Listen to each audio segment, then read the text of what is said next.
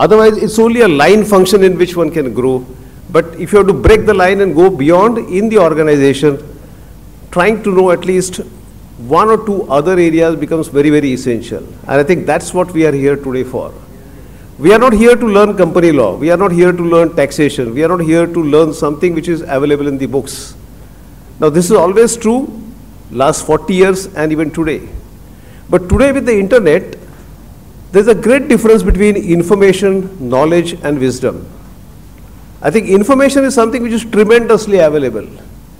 You just open your net and things are made available to you. So I think I'm very sure that when you attend a program like this, at least I never make any kind of a presentation in terms of saying that, look, this is what you can read, this is what you can look for, etc. Because I don't have anything to say like this. And therefore, what we will try to do in the about 45 to 50 minutes, and thereafter, depending upon your energy, and I normally have a habit of looking at the eye contact and what the persons in the last row or the middle row would be doing. That would give me an indication of where to stop. So wherever you feel like you can just say, I think it's enough, we will stop at that time. Beyond that, any questions, any answers, any interjection is most welcome, because I think we are only sharing our experiences. In the process, if you get to know some knowledge, I think I'm grateful to you, because that's what you are trying to collect. And end of the day, if you take home some wisdom, or if you take home something which you would like to study further, I think then you have done it. Never try to attend a program just to take home 20 pages or 200 pages of a booklet which is given to you. I think that's granted. The organizers and speakers must do it. But can you take home 5 questions on which you would like to study further and improve upon your own abilities to learn better? I think that's the takeaway from a program like any one which you attend. I think with that, let me go on to the subject proper. The title is The Making of a CFO, Chief Financial Officer. On a very lighter side, it can be a Chief Fire Officer also. Sometimes the finance officer has to do that job also, setting something on fire or setting right the fire which is already in place. I think both the jobs are expected. And therefore, when you say CFO, I'm sure some of you must be already doing it, some of you must be on the way to do it, some of you might have passed that and doing something else. So the area which I'll try to cover is a CFO, a making of it, somebody who is on the board of directors of any company, maybe small, medium size or big, and what do these two, in a way, agencies expect from each other. I think that's the parameter in which one will try to cover the subject. The first and foremost is, of course, your fundamental knowledge about finance and accounts. I think if you say CFO, that is something which is very, very essential. Of course, of late, I have known of a listed company where the CFO is not an accountant. He is an engineer, master's in engineering, and he is doing excellent job of a CFO. So I correct myself by saying that it is not absolutely essential that you must know your accounting absolutely right, but you must know where the accounting is going wrong. There's a fundamental difference between knowing something what is right and the other side is knowing if something is going wrong. Because at that level, you may not be expected to write a journal entry in most of the cases. You would have some person below you. But if he writes the wrong entry, which gives a wrong implication, can you notice it properly? So I think whether you know debit, credit, bookkeeping, accounting or not, may be slightly secondary. But can you understand as to what is presented to you? Is it incorrect? Is it insufficient? Is it inappropriate? And any of these, can you smell it? See, in accounting, nothing is known absolutely clearly. You must be able to smell the things properly. Those of you who have passed your BCom about 20 years ago, or maybe last 10, 15 years ago, there used to be a topic called reading of ledger accounts in the college. I do not know how many of you will still remember that, but that's one topic which is fundamentally important throughout your accounting career. If you are given a balance sheet, does the figures in the balance sheets, do they speak to you? If the figures in the balance sheet start speaking to you, I think, yes, you know your subject. Now thereafter, whether you know debit or not, whether you do credit or not, is not that important. By saying like this, I'm not trying to undermine the importance of accounting, but I'm saying every subject must evolve itself as you go up in your career. When I'm in the first year BCom, I must know the rules of debit credit very clearly.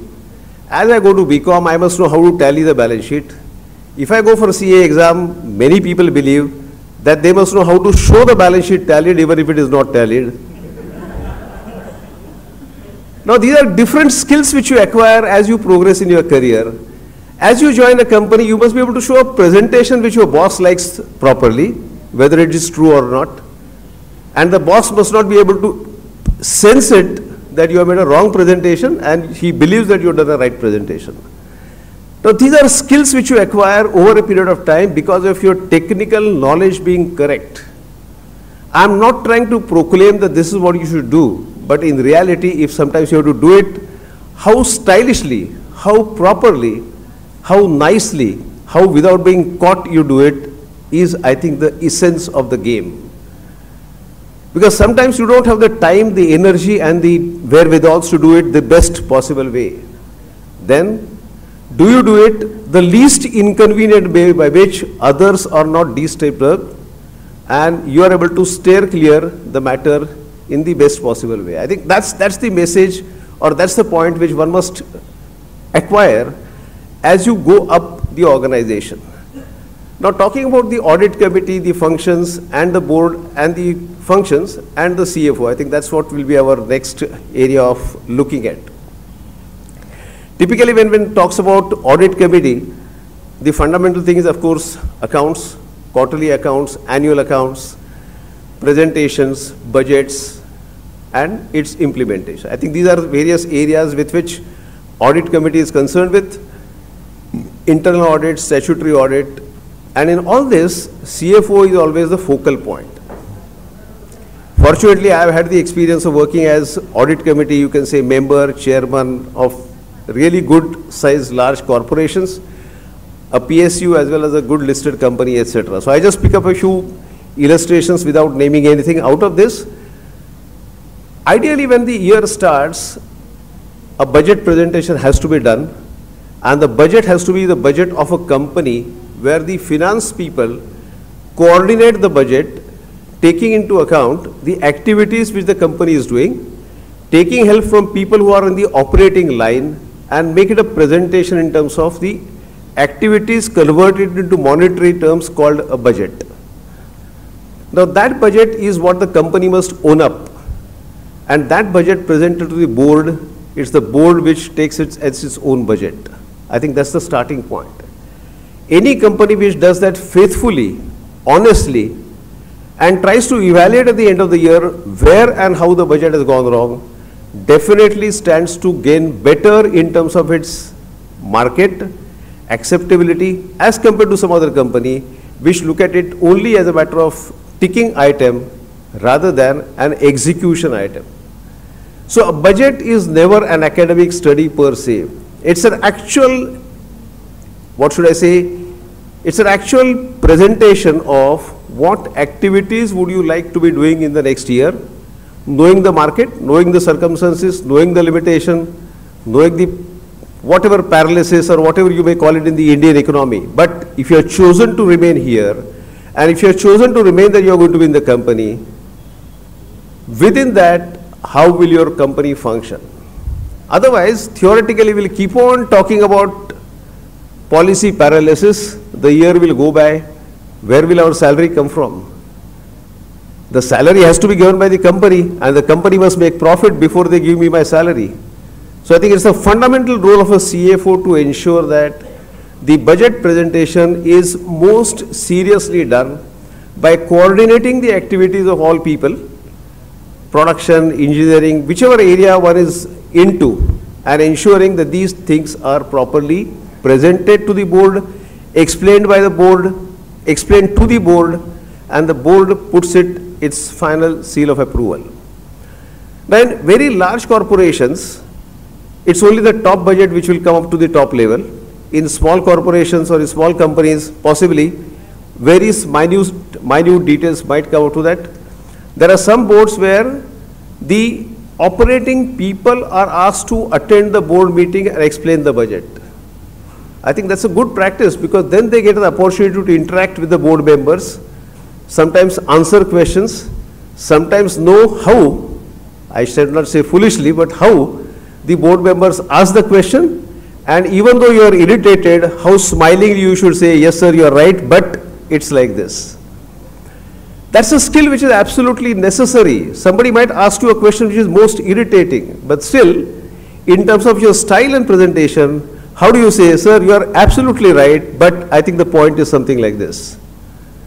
So all other listeners come to know what you mean by it, but the words which you use have to be the most cordial, formal, and proper.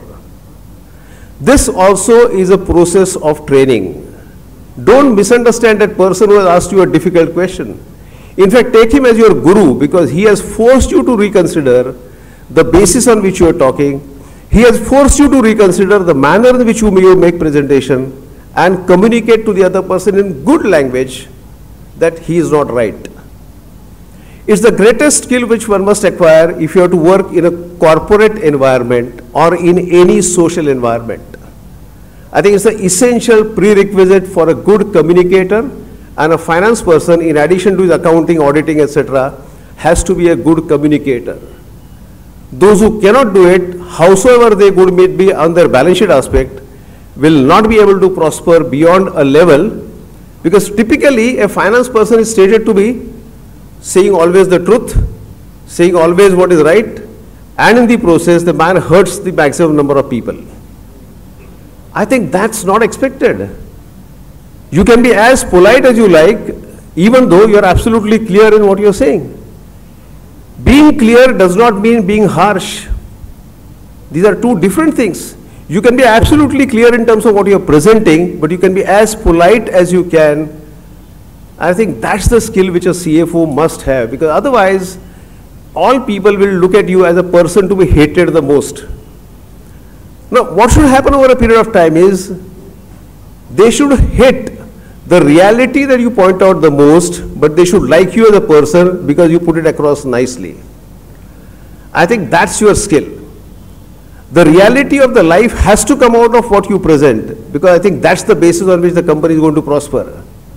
But your language, your words, your communication need not be harsh, because that will bring down your career in the corporate structure. I think that's the, what should I say, the soft skills, because I see some program or some lecture after me on a soft skill, but I thought in the process of talking, let me cover some aspect of that, because that's what, at least in practice I have seen, hurts the maximum number of people in their career. Now, going from budget to accounts, finance, and the presentation, I think one typical aspect is the quarterly accounts, annual accounts, their presentation. Now, it is well known to say that you must know what the debit credit is, what the balance sheet is, what is revised schedule 6. I think that I am not going to talk about. That's a separate subject by itself. All this, as a CFO, you are supposed to be knowing. If you do not know, then your juniors at least must know it better than you. And you must have the skill to be their seniors without getting disturbed about the same. I think that's the way one will have to work within a given function. And therefore, as far as the accounts are concerned, we will not talk about accounts.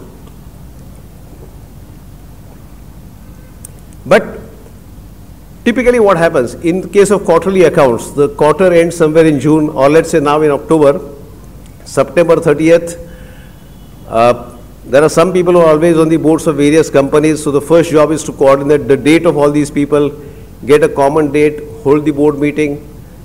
And typically, a CFO would always like to show that his accounts are ready just the yesterday night if tomorrow is the audit committee meeting.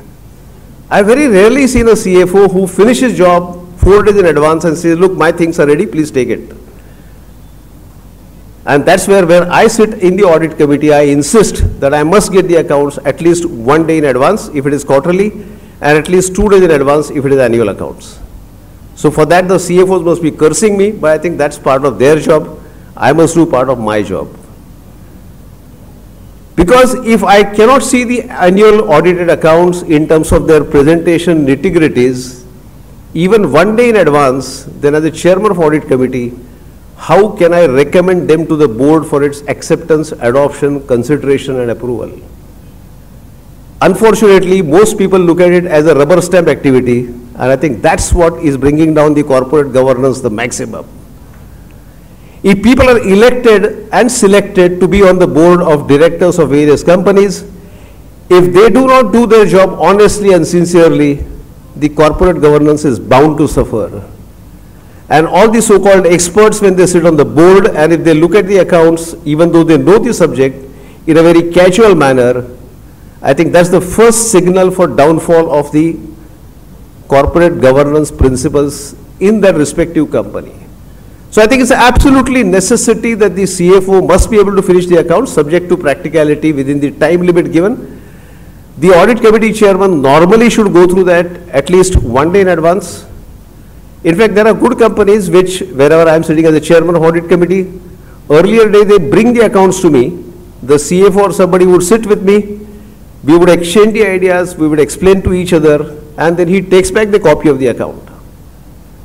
In order to maintain the confidentiality, the balance sheet would not remain with me, because these are listed companies, very highly placed listed companies. So tomorrow if there's a problem, I don't want to be in trouble for saying insider trading and all those things. So I say, you sit with me, explain to me, we will exchange the ideas, and you please take back your copy of annual accounts. And over a period of time, I found that to be a good practice, working both in the interest of the company as well as in my interest, because if I am the independent director in the company, as an audit committee chairman, how do I communicate to the board that I am satisfied that all principles of accounting have been properly complied with, and I recommend it to the board. I think therefore it is absolutely essential for audit committee chairman and in a way the other members also who know the subject well, that they must contribute their bit in the quality of audited accounts. Now when I say quality, I think let's look at few illustrations of the quality.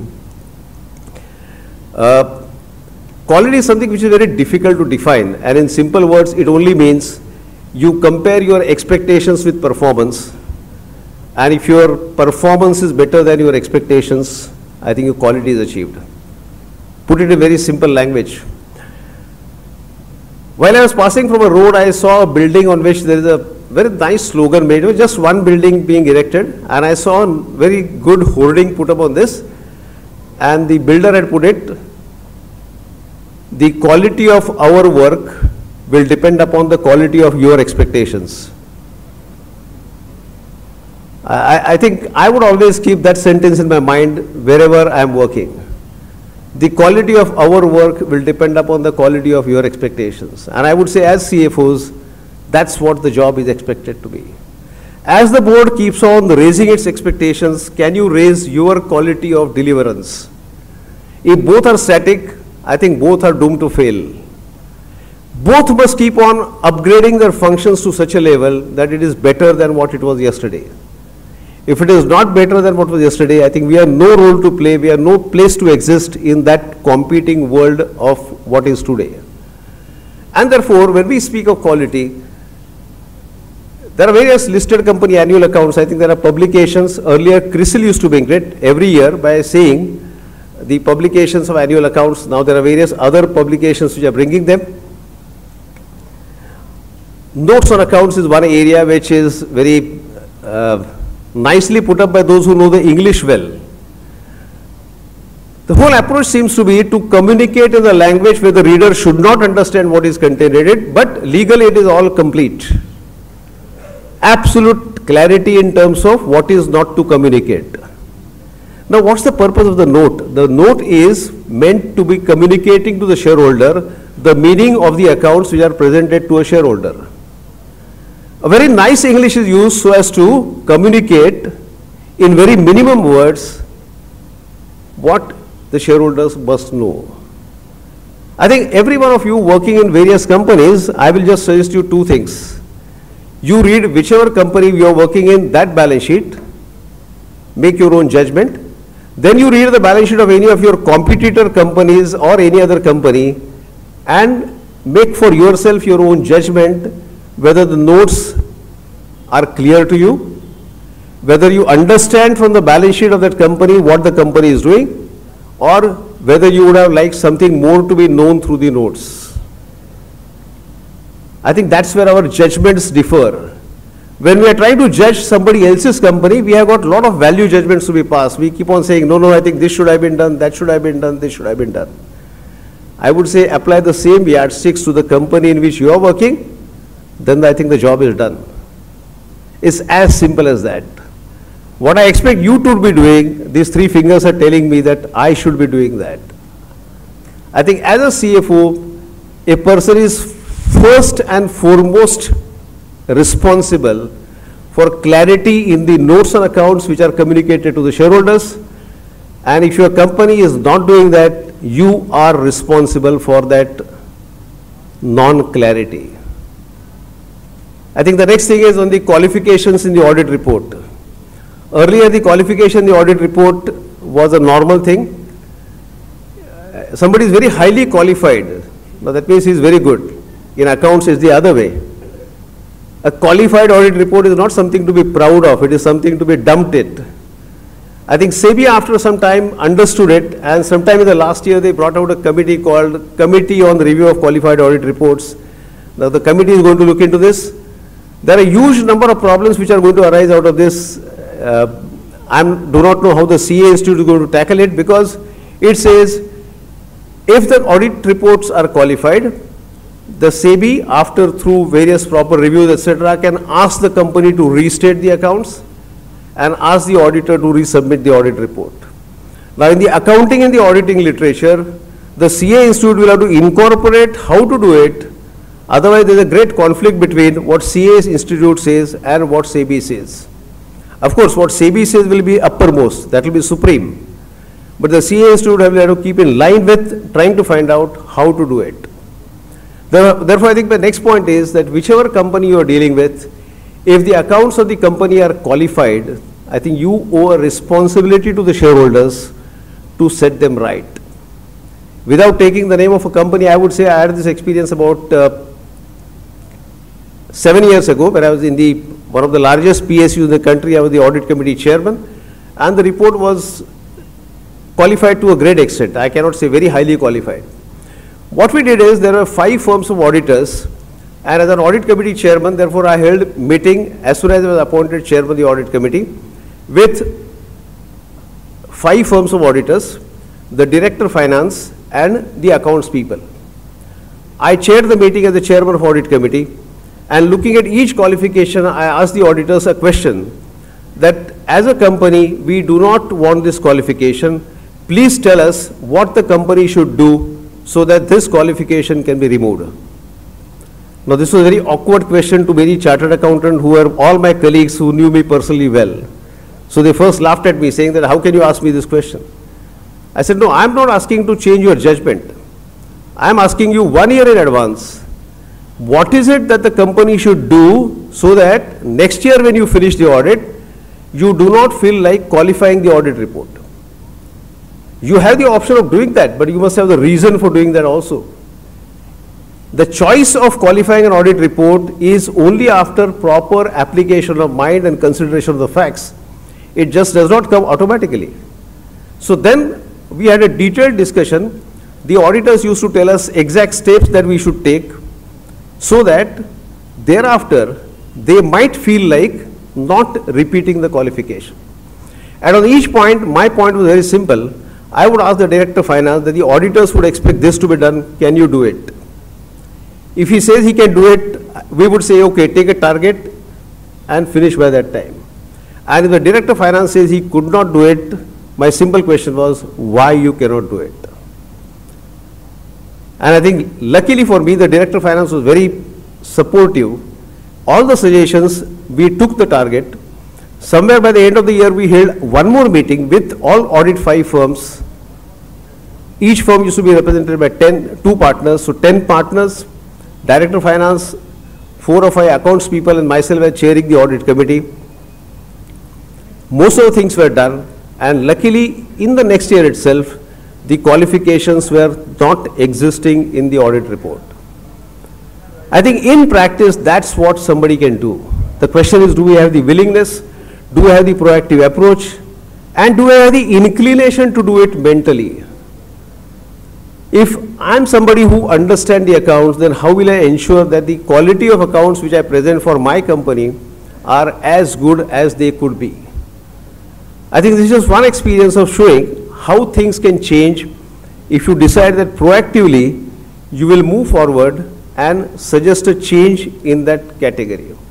Now, this is where the role of the CFO was very important. For me, it was very simple. As a chairman of audit committee, I had to only coordinate, keep the two things together. But the CFO of that company or the director of finance had to literally do it, which for last 25 years was not being done. It's not that simple. For that company of that size, something which was not done for 25 years, he had to get it done in 1 year's time because he was asked a difficult question, why you cannot do it? It was not something which was impossible, but it was something which was difficult. And being difficult, being not of the highest priority, being not of the nature which is generating more profits, it was not being attended to earlier. But as an audit committee, when I asked him this question, why you cannot do it, the gentleman decided that he will do it, and the result was the company audit report became clear, clean, without qualifications. I think that was a good job done by the CFO in terms of implementing expectations of a shareholder, because in a way when I sit there as an audit committee chairman, I am only representing the shareholder. Otherwise, why an expert in account should be put on the board of a PSU? There is no reason. So I think any one of you who sit on the board or who sit as a CFO, if you look at yourself as a person who represents that group of shareholders who have no say in the management, but who would look up to you for doing good things, I think then you would have done a great service to your own job, your own career, and also to the corporate governance principles in general. I think that is as far as the audit committee is concerned. Generally, the quarterly accounts, the annual accounts, the budget. One more subject which can be typically taken care of is the risk management of that company. Enterprise risk management is a very generic word. The SEBI clause 49 does expect companies to have risk management policies.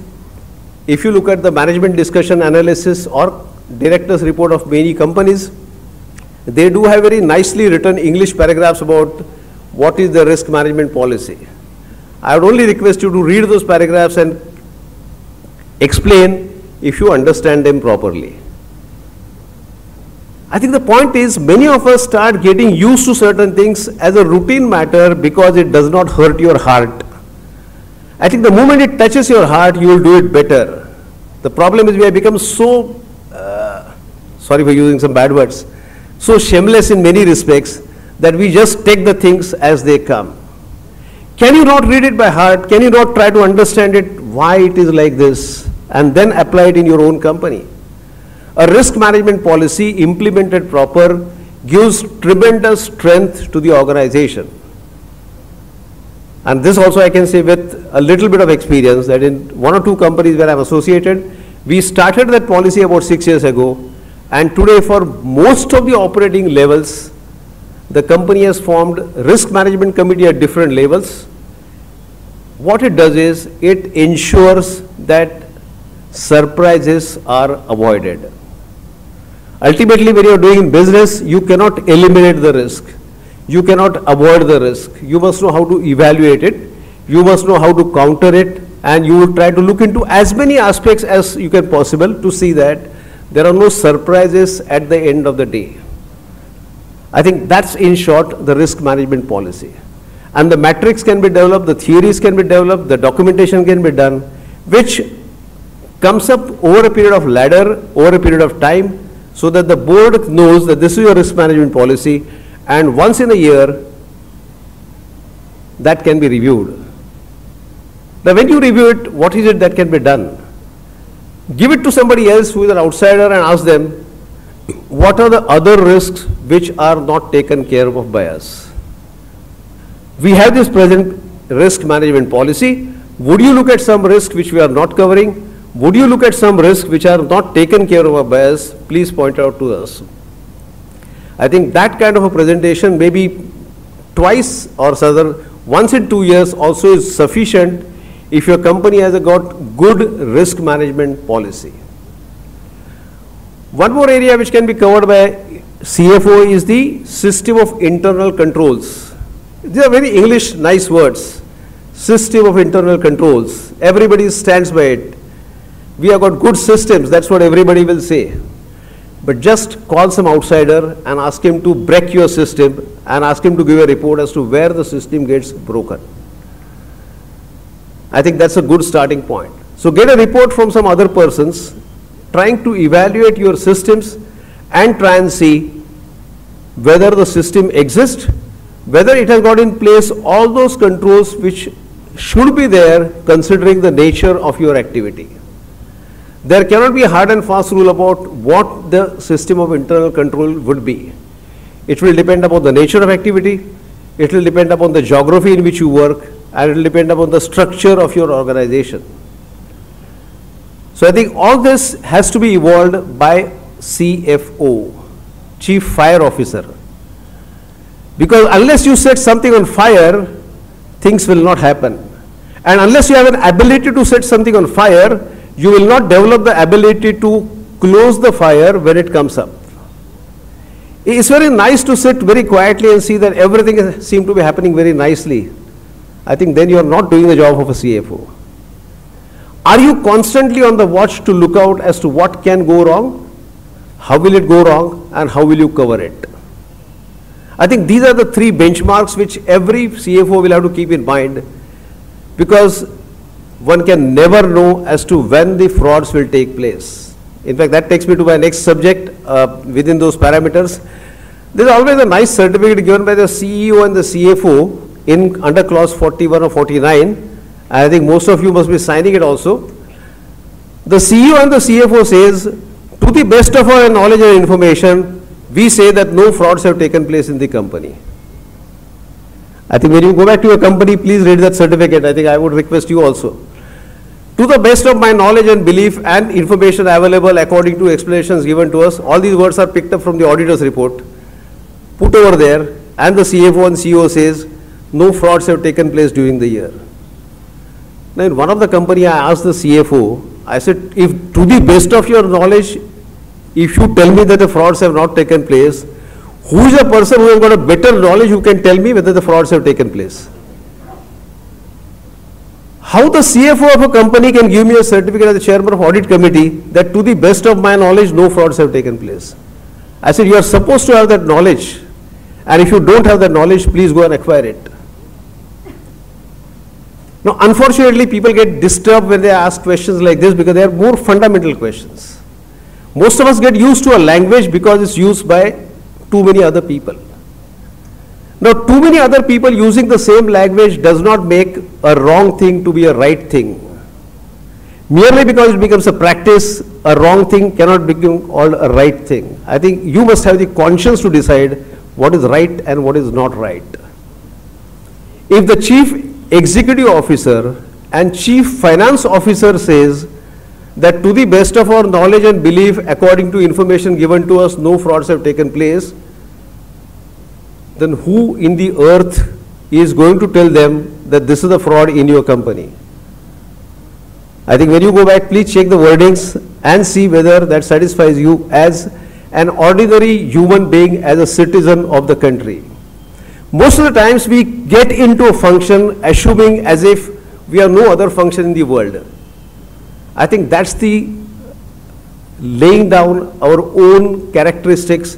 That is what is bringing down the quality of work substantially. Slightly upgrade yourself in terms of the function that you are doing and take it to the level of what you would be expected to be doing. I think that will make a substantial difference in terms of the delivery that you will make in terms of a CFO to the audit committee and to the board. I think talking about the board beyond this audit committee, whenever an item is presented into the board, what is expected is the financial aspect of that matter must have been seen by the CFO. I think that's the minimum expectation. And in public sector undertakings, there's a good practice. I do not know how many of you have that experience. All their agenda paper, on the top, they write the subject, the noting, they say presented by, approved by. In many other corporates, this system does not exist. But in PSUs, this system does exist. So if there's an item regarding setting up of a new factory, the engineering in charge or the product who is in charge, the director will say presented by. If it has got a finance aspect, it will be stated as reviewed by Director Finance. And finally, the MD says presented by MD. They own up the responsibility in terms of saying, look, yes, I am putting this before you. I found that to be a good practice, but very rarely followed in terms of many other companies, because other companies believe that what we are presenting already carries the concurrence of a CFO and the MD. If that be the case, as a Chief Finance Officer, have you really looked at all presentations which are made to the board, wherever it affects the finance matter? And I think there's bound to be some areas, at least in every item, which affects the finance matter.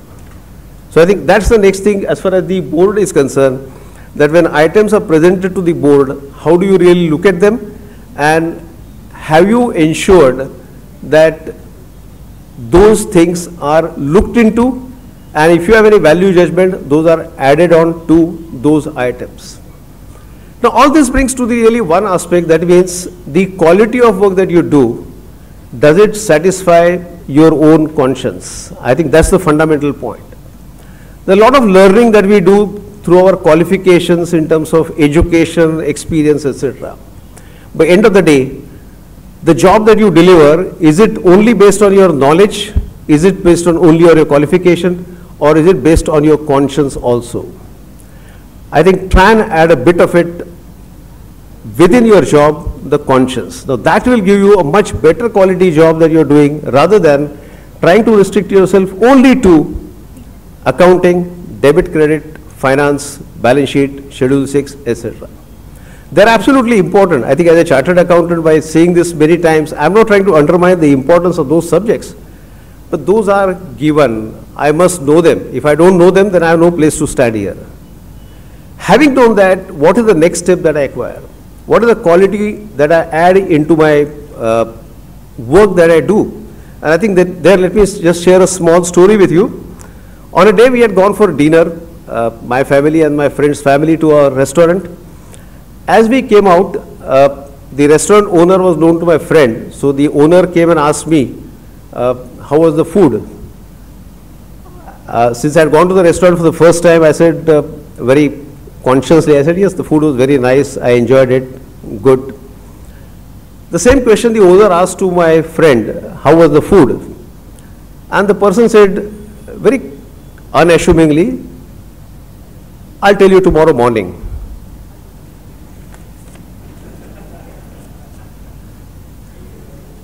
The answer was, how is the food? I will tell you tomorrow morning. I think apart from other things that you may interpret out of it, I would interpret it as a quality. What is the expectation from a good dinner or a good food? Is give me something which is good for my body, which is not only good in taste, appearance, lookout, etc., but which is something which is sustainable. So if I don't get trouble tomorrow morning, that means it is good for me. I think that's quality. What is it that you deliver? Is it something which is only facially good? Is it something which is good in appearance? Very nice, very talkative, very presentable? I think that's not quality. Quality is something which, for the work that you are doing, for the organization that you exist, does it support the objectives of that organization properly? If yes, I think yes, you have delivered the quality job. Now let's take a few tricky questions which a CFO has to answer, and I think I'll take one or two illustrations. First is, of course, my own topic called accounting.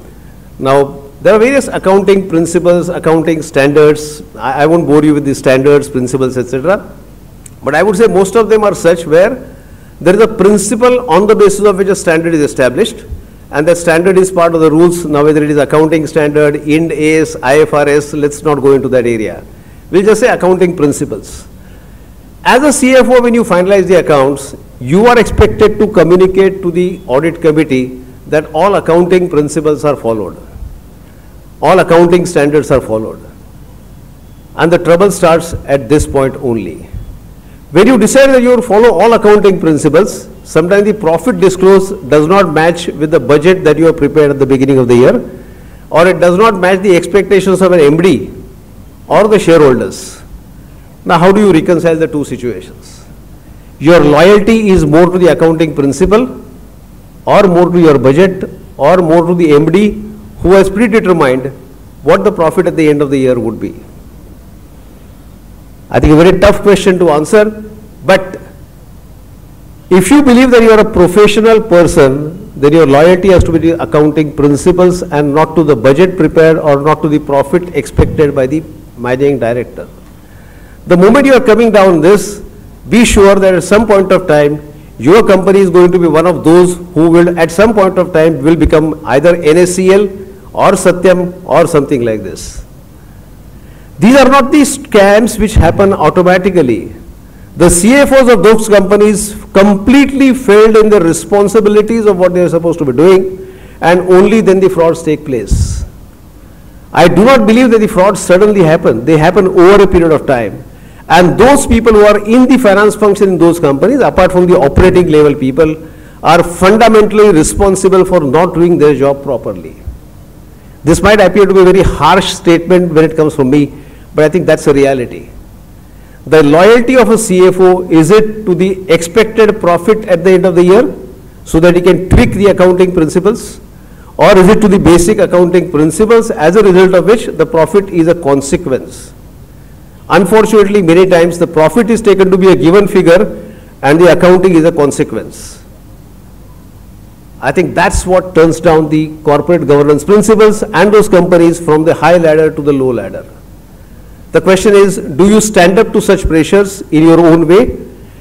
What is the way in which you can stand up to that pressure, and what is the way in which you can communicate to the board at large that, look, the reality is like this? How many of us have the guts to stand up and say, look, this is the reality? I think this is one of the difficult questions I would leave with you to grapple over and understand, but I think if you tackle that properly, you are at least on a right path in the long term. There are always some people who are only for the short-term race, and there are some people who are for the long-term race. I believe it's always better to be a lambe race ka ghoda rather than chota ghoda. So are you working for a goal which is going to be a long-term in the career that you choose, or would you like to be working only for a specific area which has been allotted to you, be goody-goody, say good morning, good evening, and be done with it? Most of us try and look at things in a very short-term perspective. Consequently, the principles on which the job of a CFO is expected to be established gets diluted. Consequently, what is presented is taken as correct, and especially with the computers, things have become so nice, so clean and so tidy that even the wrong things look very nice. It's all good white paper on which nice balance sheet is presented. So there's nothing wrong with that.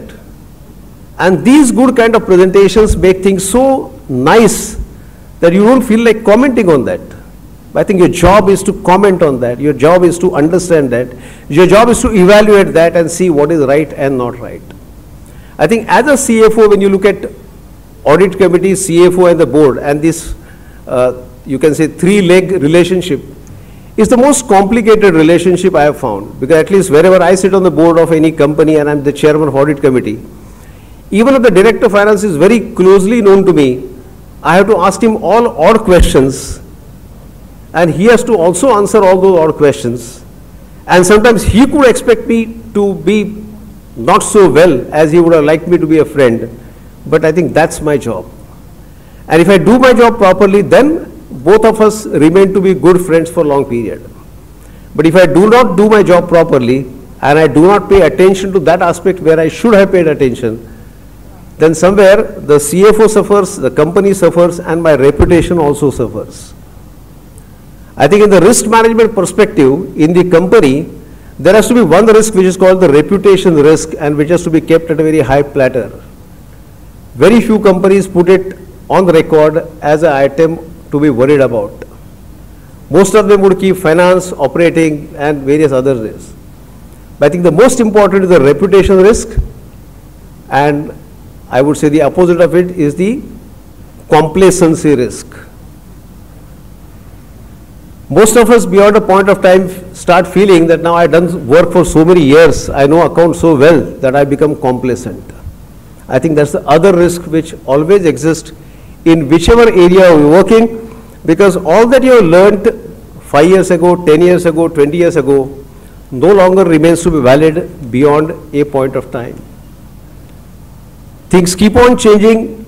Even the accounting principles are now undergoing a change. From normal accounting will come to Ind AS, will go to IFRS. So always a churning which is taking place, and we have to keep learning on those areas. So in short, I think what is expected of a CFO is a versatility person.